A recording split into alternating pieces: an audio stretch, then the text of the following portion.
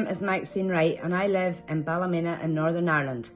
I believe my dad died as a result of vaccine injury.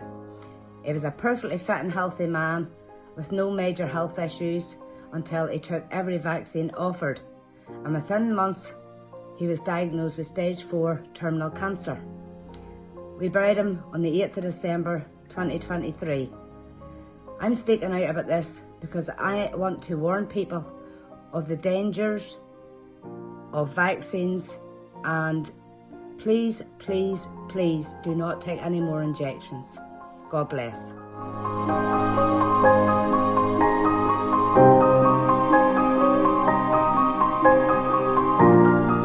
I went into the pandemic as a registered nurse, was then asked to have my vaccine, and if we were not vaccinated we would lose our jobs. I had my second vaccination on Easter Sunday in 2021. My flu-like symptoms persisted until the Wednesday. I had palpitations and I felt really dizzy. I immediately lay down because I felt like I was about to faint. My GP assessed me face to face, with my heart rate was 160 to 200 beats per minute. I wasn't able to stand. I had surgery to try and carry out an ablation on my heart, which was unsuccessful. When I went to see the consultant in England, he started me on IV infusions. During that process, I was off work for in excess of 13 months. Their decision at that point was that I should go down the route of medical retirement. I'm 27. I still have a purpose. I now have a central line that's placed in my arm. I carry out my infusions at home several times a week. I was contacted by telephone by a GP out of hours. One sentence that he said to me was that I needed to take some responsibility for my own healthcare. I've actually moved countries so I can work in clinical practice. The only reason that I can do my job is because 99% of it is sitting down. I just don't really know where we go from here. I'm just lost.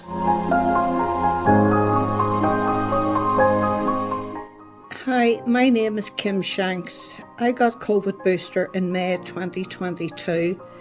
I was going to Barcelona and this was the reason for getting the booster, as Spain would not allow you in without it. On my return home, I started having breathing problems. I felt as though I was suffocating. My oxygen levels were at 70. I went backwards and forwards to my GP. I also had been at A&E twice and sent home. I got no satisfaction from any of them. I couldn't stick it no more. Went to private clinic to be told my lungs were completely congested. She sent me to hospital. The next day I had a scan done and discovered I had lung cancer. I was completely in shock as I was never sick. This has changed my life completely from someone who was very active, who depends on oxygen and a walking aid. I just hope that you hear this, and I do believe it was the vaccines that done it. Thank you. Hello, my name's Lynn and I'm from Newton Ards, Northern Ireland. I'm a nurse and I work in Ards Community Hospital and GP practice. I became unwell after the third vaccine, which I was reluctant to take because I'd been unwell with the first two, but I felt pressurised into doing so because of my job. Within hours, I noticed I was going in and out of atrial fibrillation, and I continue to do so. I'm on medication for life and it has certainly changed the way I live. I am one of the lucky ones in comparison, but I feel we were misinformed and the powers that be need to know and hear our voices. Thank you. I got my second vaccination on the 22nd of August 21. During the week after that I experienced sudden pain and palpitations in my chest. I felt lightheaded and I had a pain in my neck that went up across my head and numbness in my face. I suspected I may have had a mini stroke, but nothing showed on the scan, so I just followed up with my GP. And on the 7th of September 21, I finished my shift and went home and just about got in through the front door and passed out. I phoned for an ambulance and I could barely speak a word. The people on the other end of the phone said I thought I'd had a heart attack. I was in A&E, I believe, 6 times over a 3-month period. Similar symptoms. They still persist to this day. It's horrible to go through and people aren't listening. As we all know, we were hammered with the phrases safe and effective, and if I try and tell anyone about what happened to me, I get that quoted back at me. Even the people in this very building put out the messaging that it was safe and effective. That is not my experience. led up the garden path by the medical professionals. It's hard to get speaking to anybody about it now. No one seems to take it seriously, and it's not right. Hi, my name is Billy, and in 2020 I received 2 COVID jabs and the booster from AstraZeneca. I was a performer in Benidorm. I needed them to be able to travel 4 to 5 times a year.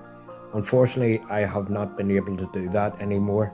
I went for a CT scan in the Royal Victoria Hospital in Belfast, where I was told that I had cardiovascular disease in both my legs. I thought I was for keyhole surgery, and in actual fact I had a double bypass in my left leg and 2 stents. I cannot do anything physical in the house. I cannot cook for myself because I can't stand long enough. I have my daughter, who has been an angel to me because my wife died on Christmas Day 2017, and I have struggled ever since. I know for a fact now it was the AstraZeneca COVID jabs that caused this to me, because I was fit and healthy before this. My life has been destroyed by AstraZeneca, and I hope you people can support all of us who have suffered bereavement and serious injuries through all this, and that compensation is well on its way. Thank you. It's like living in a wake in our house. I constantly feel sick and sore, and I have to wear these glasses, and everything's just broken. My wife and I were sitting in this little room in Westminster with about 7 or 8 consultants telling me that the vaccine had destroyed the nerve on the right side of my face, and I was highly unlikely that I would ever recover from it.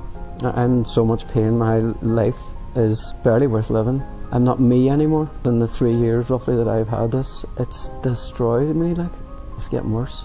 Someone just recognise what's happened here and come and help me. In London, we were met by a multidisciplinary team of neurologists, neurosurgeons, doctors and senior nursing staff. Following an account of Larry's journey, the senior neurosurgeons simply confirmed that Larry's unique and refractory illness was, in their collective opinion, and I quote, as a direct result of the Pfizer vaccine. We both broke down as we couldn't believe this was real. So we asked him, was he sure about this? And he simply said, 100%. The nurse gave her a brown envelope with a form inside for her to take home over the weekend to decide whether she wanted to take the vaccine or not. Mummy had said to us that she didn't want it. The nurse had said to Mummy if she didn't take the vaccine, it may affect her from getting her treatment. She didn't want to not be able to get the dialysis, so she took the vaccine there and then. My dad called me and said he thinks that Mummy was taking a stroke. Mum headed off to the hospital in the ambulance. Before that, the paramedics, I had said that she had got her vaccine on the Monday, and he said straight away that it wouldn't be nothing to do with the vaccine. Mummy just lay in bed, fading away. She then ended up back in hospital again. This all happened within 4 weeks of her taking the vaccine. They had to take her down for the camera test to see why her stomach was bleeding so bad. She was bleeding from everywhere. It was like razor blades pumped into her body. I phoned in at 8:30 and asked how Mummy was doing, and they said they needed me up the stairs right away as Mummy was taking her last breaths.